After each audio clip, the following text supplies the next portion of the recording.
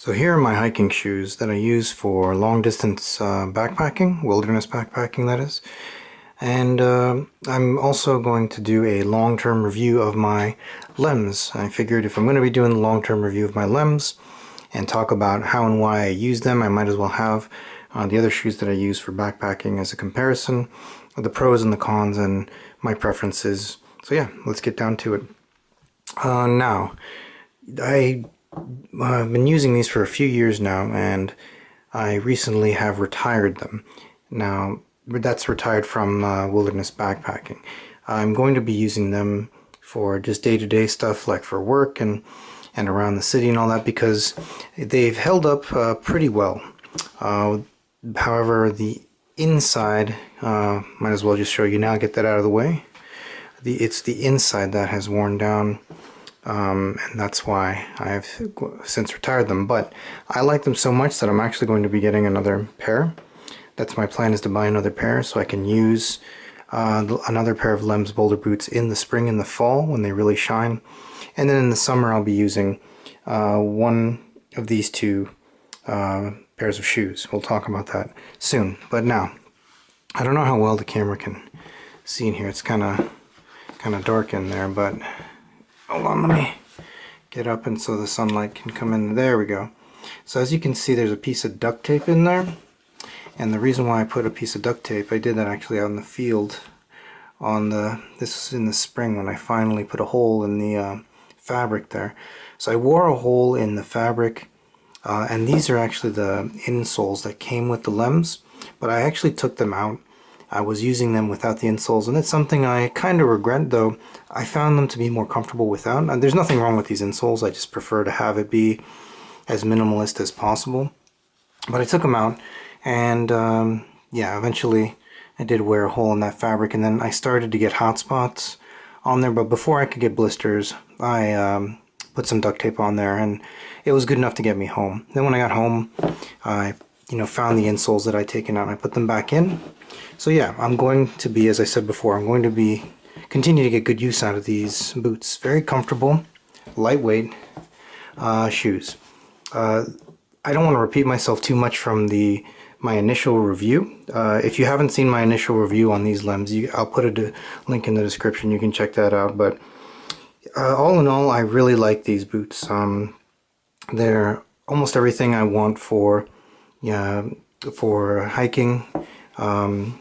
They are, drop zero, barefoot. There's plenty of room in the toe box for my toes.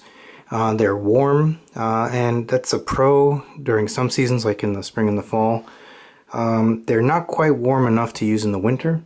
In the winter, I use a much beefier minimalist shoe. This is a pair of Crocs winter boots that are very warm, and that's just for, when it's super, super cold, but for the spring and the fall is where they really shine.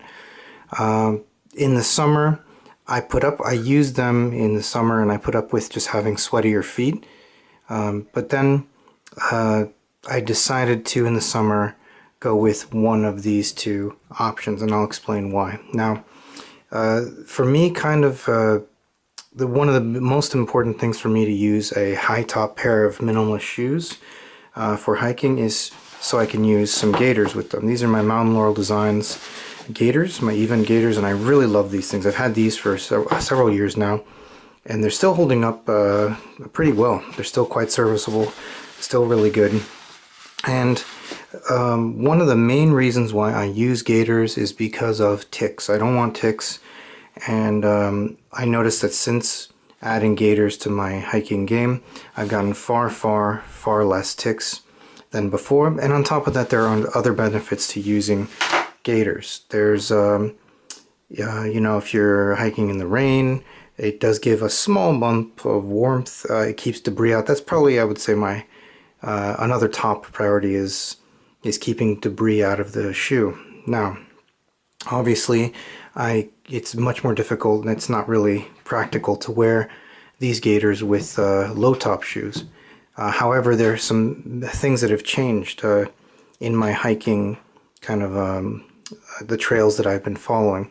I've been hiking more and more north in Scandinavia, And I'm now to the point where the terrain and geography is changing so that I'm walking in far less forest or woods type environment, and more so mountains and fjell in Swedish or Norwegian, which is like alpine type forest, which is not as much brush or undergrowth and stuff like that, and also less ticks. And the ticks that are around, they do not fortunately have as many problems with disease like TBE or Lyme disease. That's more of the more south you go, the more problems you get with those diseases. So I'm not as worried about ticks when I go up to the mountains. So on my section hike this past summer, where I went up to the mountains, I wore these. These are the Merrell Trail Gloves, the third version of the trail gloves. I had the first version, and I really liked them. And I actually tried my best to wear my first pair of the trail gloves with the gaiters, and it just didn't work. It was just too difficult because how they work, if you're not familiar with these kind of gaiters, you see this is the bottom of the gaiter here. This attaches to the lace in the front. The lace is in the front, and then it comes with like some elastic cord that goes underneath the shoe, but that assumes that you have a shoe with a heel.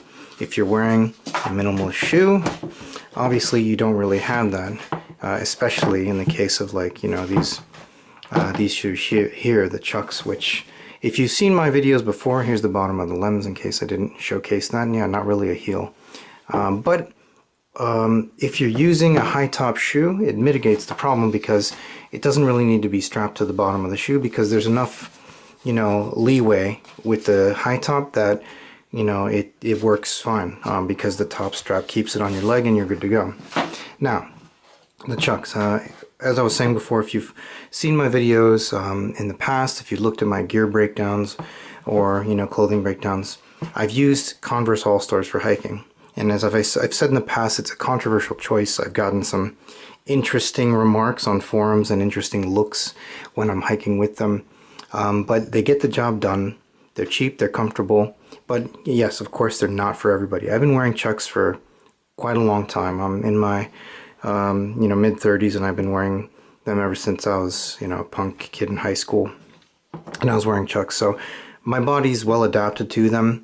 And it's been much easier for me to, you know, make the transition to hiking, minimalist shoe, you know, type hiking. So if you have not been wearing flat shoes or minimalist type shoes in your, you know, youth, or if you haven't been wearing them long, it's going to be a longer transitional period. However, if you have been, then something like these or these type shoes are going to be easier for you, and your body will adapt, you know, better, easier, smoother. Now, the ideal time when I use this, and again, I'll say it again, it's not for everybody. I'm an experienced minimalist, you know, long distance hiker, and all my shoes are now, you know, zero drop, you know, flat shoes. I use these when I'm hiking in woodland terrain in the summertime only. So pretty much in this, you know, a few months of the year when it's really warm out and I'm hiking in woodland terrain in Scandinavia. So you're thinking south, you know, Scandinavia, when there are more woods, then I'll use these. Now, the advantage that these have over the Converse should be obvious if you're familiar with these shoes at all. This has a Vibram sole. It's got a way beefier, you know, sole, better tread, all around just a better, for hiking. These are as, you know, minimal as you're going to get, just a big flat piece of rubber. So there's no like rock plates or anything in here. There's like, you know, pretty hard plate of, you know, rubber, you know, and I'll find that when I'm hiking, when I hiked in the mountains with these shoes, and I would step on a jagged stone, I would react and kind of like, you know, adjust, and I didn't have any problems with sprains or injuries or anything like that.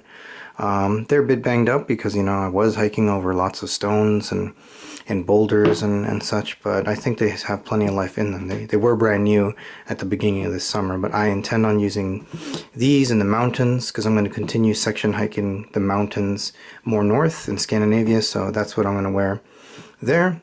And then that's for summertime in the woods in the south.